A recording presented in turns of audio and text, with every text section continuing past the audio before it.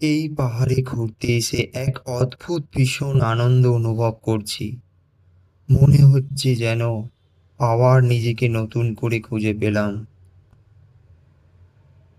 পাহাড়ের এই নীরবতা আমাকে ফিরিয়ে নিয়ে গেল বহু বছর আগের পুরনো স্মৃতির কাছে। তখন আমি চতুর্থ শ্রেণীতে পড়ি। শীতকাল ছিল। স্কুল থেকে প্রত্যেকের কাছ থেকে 60 টাকা করে জমা দিতে বলা হয়েছিল।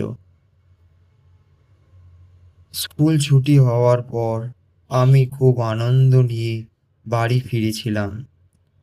সারাক্ষণ বাবার জন্য অপেক্ষা করছিলাম। সন্ধ্যা প্রায় 7টার দিকে বাবা কাজ থেকে বাড়ি ফিরলেন।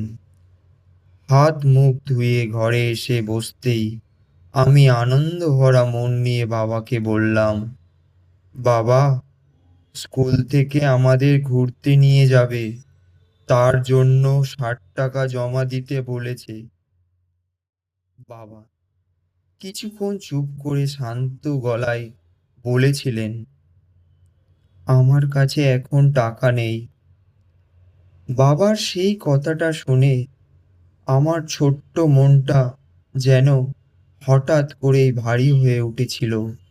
চোখের কোণে অজান্তেই জল চলে এসেছিল। হয়তো তখন বুঝিনি, কিন্তু আজ এই পাহাড়ের চূড়ায় দাঁড়িয়ে বুঝতে পারি, বাবার টাকা নেই কথাটার আড়ালে কত অসহায়তা, কত ত্যাগ, কত না বলা কষ্ট লুকিয়েছিল। আজ পাহাড়ের সৌন্দর্যের মাঝে দাঁড়িয়ে সেই পুরানো স্মৃতিটা মনে পড়ে গেল। আর মনে হলো, সময় যতই বদলাক, কিছু স্মৃতি কখনো পুরনো হয় না, বরং জীবনের গভীরতা আরও বেশি করে অনুভব করিয়ে দেয়। প্রকৃতিকে ভালোবাসলে পাহাড়ের প্রতি এক অদ্ভুত টান অনুভব করা যায়।